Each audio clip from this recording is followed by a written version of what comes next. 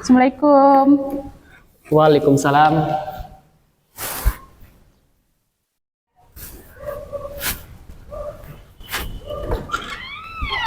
Maya, masuk Ki.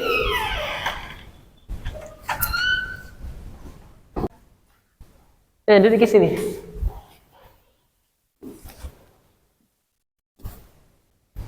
Bagaimana kabarnya hari ini, Maya? Alhamdulillah baik, Pak. Alhamdulillah. Terima kasih karena sudah mau datang pada hari ini. Iya, Pak, sama-sama. Tadi kesini sama siapa, Ki? Oh, kebetulan diantar sama orang tua karena orang tua juga ada urusan lain di luar. Oh iya. Kalau tidak salah, ini Maya semester 4 nih, Ki? Iya, Pak, sudah semester 4. Oh iya. Bagaimana rasanya jadi mahasiswa semester 4? Ya, cukup melelahkan karena semester 4 ini tugasnya lebih banyak dibanding semester yang lalu. Oh iya, saya paham, saya paham. Oke. Pada kesempatan kali ini kita akan melakukan sesi konseling bersama, dan saya harap selama sesi konseling ini berjalan, Bapak harap ini Maya dapat aktif dalam kegiatan tersebut. Baik, Pak, tapi masih ragu, Kak, apakah keputusanku ini sudah betul untuk datang ke sini untuk bercerita. Oh, apa yang membuat Maya ragu untuk hal tersebut? Ragu, Kak, Pak, karena takutnya nanti yang ku cerita di sini bisa tersebar luas atau teman-teman kelas bisa tahu. Oh iya. Jadi Maya ini takut kalau nanti setelah mengikuti sesi konseling ini, nanti itu apa yang Maya ceritakan ke Bapak nanti tersebar luas ke orang lain ya? Iya, Pak. Oh iya, saya paham. Mungkin ini pertama kali juga Maya mengikuti sesi konseling seperti ini, dan Maya juga belum terlalu mengenal Bapak. Maya juga baru pertama kali ketemu Bapak beberapa hari yang lalu. Namun saya ingin sedikit memperkenalkan mengenai profesi Bapak ini, di mana profesi Bapak kan sebagai seorang konselor. Nah, seorang konselor itu ada pedoman yang mereka ikuti, dan pedoman itu biasa disebut dengan asas-asas. Dan asas-asas ini bukan cuma satu, ada banyak asas-asas. Dan salah satunya itu ada asas kerahasiaan. Nah, asas kerahasiaan ini mengharuskan konselor untuk tidak menceritakan apa yang telah diceritakan oleh konseli, apa yang telah diceritakan Maya di sini. Jadi apa yang Maya ceritakan kepada Bapak tidak akan Bapak sebar luaskan ke orang lain, bahkan ke keluarga Maya sendiri. Walaupun saya mau cerita ke orang lain, saya butuh persetujuan dari Maya dulu. Apakah boleh saya ceritakan ke pihak ini? Kalau semisal Maya mengizinkan, ya saya ceritakan ke pihak tersebut. Nah, dan agar sesi konseling ini aktif, dapat efektif, saya berharap Maya ini dapat terbuka tanpa adanya paksaan dari saya sendiri maupun orang luar.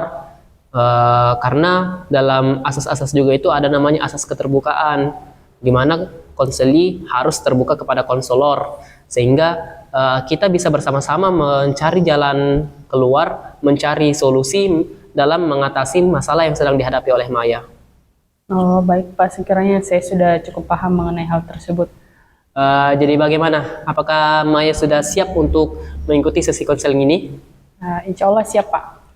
Oke, mantap. Mungkin agar sesi konseling kita dapat berjalan lebih lancar lagi dan Maya dapat lebih leluasa lagi untuk bercerita kepada Bapak, mungkin kita dapat bergeser ke ruangan konseling individu yang kedap suara. Baik, Pak.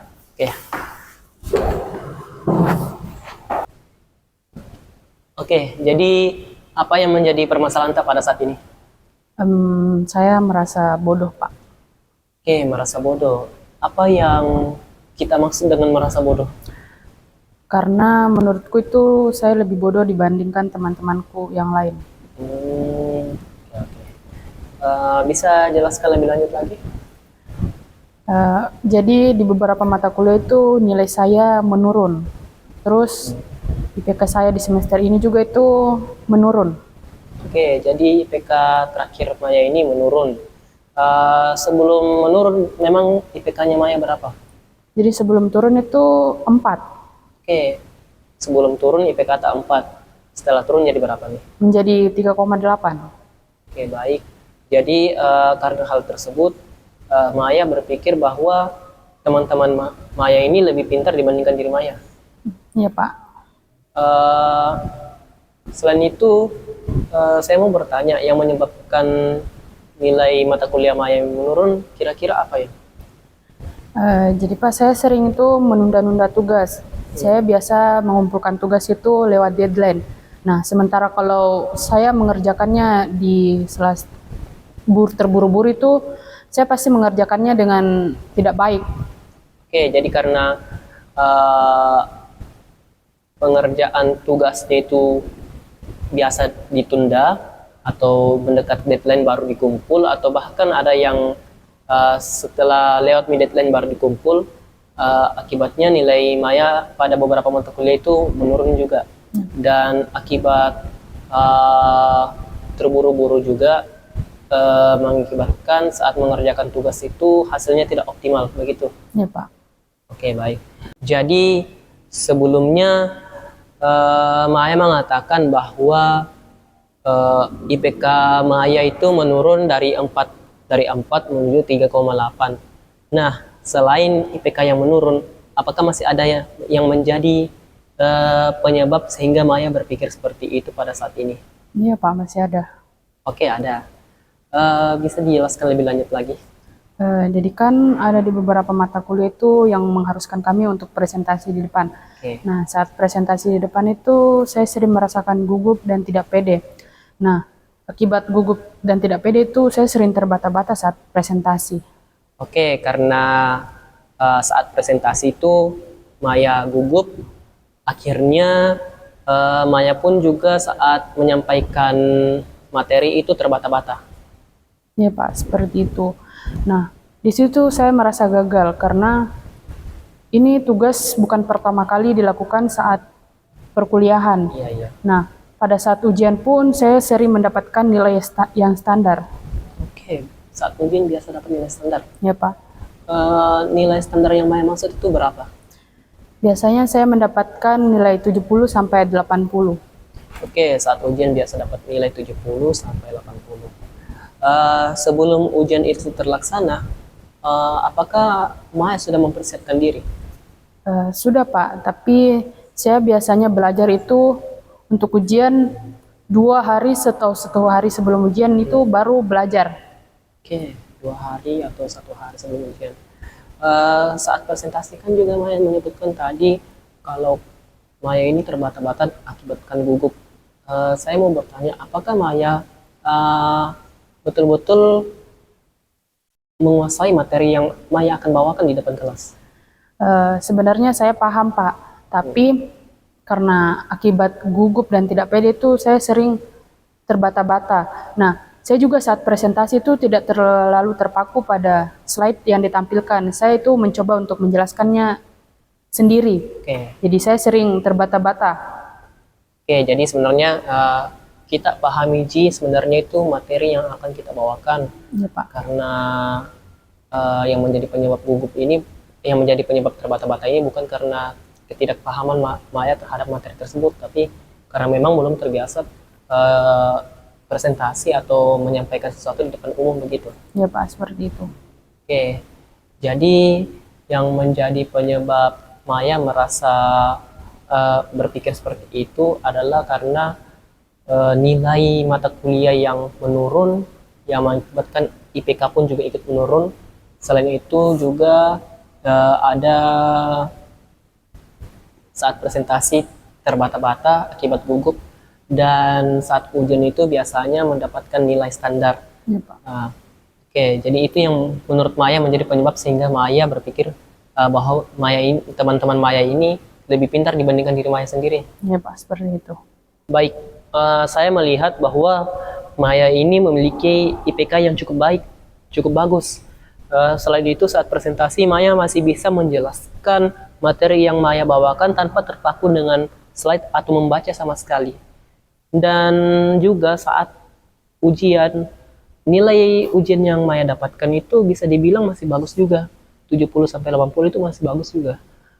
Namun kayaknya ketika Maya tidak mendapatkan hasil yang sesuai dengan Maya yang Maya inginkan, Maya langsung menyimpulkan bahwa Maya ini orang yang bodoh begitu. Oke, baik. Sebelumnya tadi Maya mengatakan bahwa masih ada kalau bahwa Maya ini memiliki IPK 3,8. Nah, di kelas Maya sendiri, jika dibandingkan mana yang lebih banyak, apakah lebih banyak teman-teman Maya yang memiliki IPK yang lebih tinggi dibandingkan dengan diri Maya sendiri, atau lebih banyak teman-teman Maya yang memiliki IPK yang lebih rendah atau setara dengan Maya? Kalau di kelas saya itu Pak, cuma ada 5 orang yang memiliki IPK tinggi di atas saya. Oke. Nah, sedangkan yang lainnya itu lebih banyak di bawah saya atau yang setara dengan saya. Oke, jadi sebenarnya ini masih banyak juga teman-teman Maya yang memiliki IPK yang lebih rendah. Nah, saat presentasi juga tadi Maya mengatakan bahwa sebenarnya Maya ini masih memahami materi yang akan Maya bawakan. Tetapi karena gugup, Maya pun terbata-bata. Namun Maya ini masih bisa mencoba, masih bisa menjelaskan tanpa terpaku dengan slide yang ada, tanpa membaca sama sekali. Oke. Saya mau bertanya, di kelas Maya, apakah masih banyak teman-teman Maya yang saat presentasi itu dia itu bukan menjelaskan dari versinya, melainkan dia membaca slide-nya langsung? Kalau di kelas itu masih banyak teman-teman mulai saat presentasi membaca teks atau membaca slide. Oke. Jadi sebenarnya masih banyak. Nah, saat ujian, Maya mendapatkan nilai 70-80. Nah, apakah teman-teman Maya yang memiliki IPK 4 itu, IPK yang lebih tinggi dari Maya, selalu mendapatkan nilai ujian yang lebih bagus dari Maya pula? Kadang juga ada yang mendapatkan nilai ke atas atau ke bawah. Oke, sebenarnya jadi orang-orang yang memiliki IPK yang tinggi di kelas Maya ini sebenarnya tidak selalu mendapatkan nilai yang lebih bagus pula. Oke, baik. Setelah melihat fakta-fakta tersebut, bagaimana cara Maya memandang diri Maya sendiri? Apakah Maya ini masih memandang bahwa diri Maya ini orang bodoh? Oke, jadi begitu. Kalau memang begitu, mengapa Maya masih berpikir bahwa sebelum-sebelumnya Maya berpikir bahwa diri Maya ini orang bodoh? Karena hasil yang saya dapatkan itu tidak sesuai dengan yang saya inginkan, dan saya masih sering memandang pencapaian orang lain itu dengan pencapaian, sering membandingkan pencapaian orang lain dengan pencapaian. Oke, jadi seperti itu. Oke, jadi sebenarnya yang membuat Maya berpikir seperti itu pada saat ini bukan karena Maya tidak memiliki kemampuan yang cukup baik. Sebenarnya Maya ini memiliki kemampuan yang baik. Tetapi yang menjadi masalah di sini adalah Maya itu memiliki standar yang sangat tinggi dan selalu membandingkan pencapaian yang Maya dapatkan dengan pencapaian orang lain. Sehingga Maya berpikir bahwa teman-teman Maya ini lebih pintar dibandingkan diri Maya. Apakah seperti itu? Enggak. Baik, dari pembicaraan kita tadi, saya melihat bahwa yang menjadi permasalahan Maya di sini bukanlah mengenai kemampuan akademik, melainkan bagaimana cara Maya memandang diri Maya sendiri. Bagaimana menurut Maya? Ya Pak, saya hanya sering melihat kekurangan yang ada di diri saya dan jarang melihat kelebihan yang saya miliki. Oke, baik. Saya memahami hal tersebut. Jadi dapat kita katakan bahwa yang menjadi permasalahan utama Maya di sini adalah bukan mengenai kemampuan yang dimiliki oleh Maya, melainkan kecenderungan Maya dalam memandang diri sendiri dan bagaimana Maya menghargai diri sendiri ketika hasil yang dicapai itu tidak sesuai dengan tujuan. Ya Pak, saya memang merasa hal itu yang menjadi permasalahan diri saya sendiri. Oke, kalau begitu kita akan fokus terhadap masalah ini. Baik, Pak. Baik, karena sebelumnya kita sudah mengetahui apa yang menjadi permasalahan utama Maya, berikutnya mari kita tentukan tujuan dari konseling kita. Baik, Pak. Oke, jika permasalahan ini dapat teratasi dengan baik, perubahan seperti apa yang Maya harapkan terjadi dalam diri Maya? Kedepannya saya berharap dapat menghargai pencapaian dari diri saya dan menghargai diri saya dan tidak membandingkan pencapaian saya dengan orang lain. Oke, bagus sekali Maya. Jadi Maya berharap melalui sesi konseling ini, Maya ingin dapat tidak terlalu membandingkan diri dengan orang lain, mengurangi kebiasaan tersebut, dan lebih menghargai diri sendiri lagi. Apakah seperti itu yang Maya harapkan? Ya Pak, saya berharap seperti itu. Kalau begitu, dalam mengurangi kebiasaan membandingkan diri sendiri dengan orang lain, apa yang dapat Maya lakukan? Mungkin kedepannya saya akan lebih fokus pada perkembangan diri saya, Pak. Oke, kedepannya akan lebih fokus dengan perkembangan diri sendiri.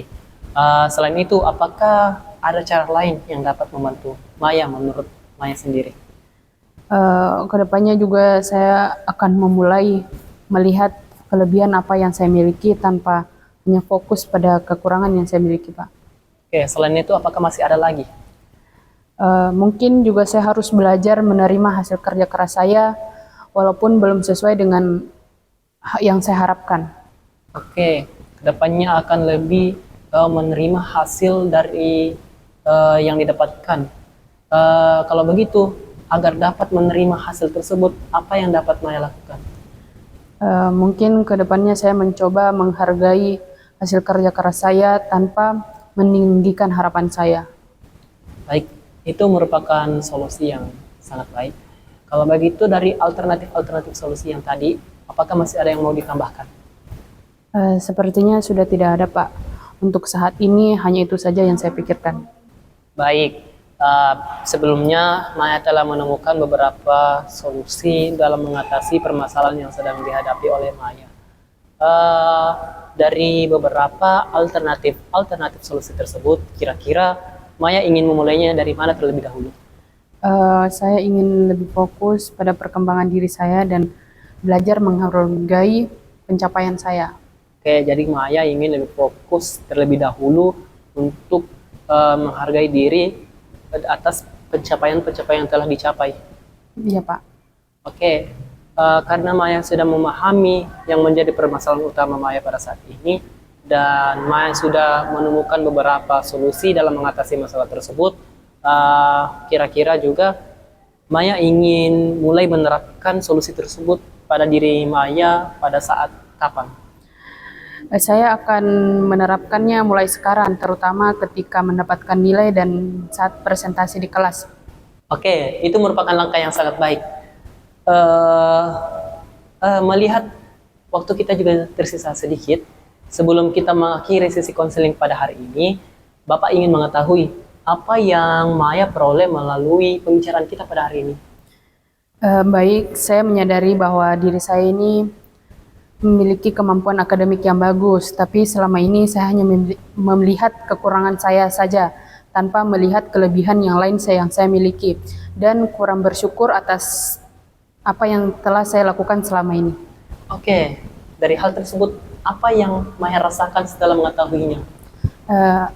Alhamdulillah, sekarang saya sudah merasakan lega dan lebih mengetahui diri saya. Oke, baik. Setelah melalui sesi konseling ini, Bapak berharap agar kedepannya Maya dapat menjadi pribadi yang lebih baik lagi dalam memandang diri dan melihat situasi Maya pada saat ini. Dan Bapak berharap agar Maya juga dapat senantiasa menghormati, mensyukuri setiap jerih payah yang Maya lakukan. Dan Bapak berharap agar Maya tidak selalu melihat ke atas. Iya Pak, terima kasih juga telah membantu saya menyadari situasi saya saat ini. Iya, sama-sama Maya. Saya juga mau berterima kasih kepada Maya karena telah terbuka selama sesi konseling berlangsung dan sudah mau berbagi cerita bersama Bapak. Jadi Bapak berharap sekali lagi agar setelah keluar dari ruangan konseling ini, Maya dapat betul-betul mengaplikasikan setiap solusi yang Maya sampaikan tadi. Nah, baik Pak, terima kasih banyak. Oke, semoga dari sesi konseling ini pada hari ini dapat bermanfaat dalam membantu diri Maya. Iya Pak, terima kasih.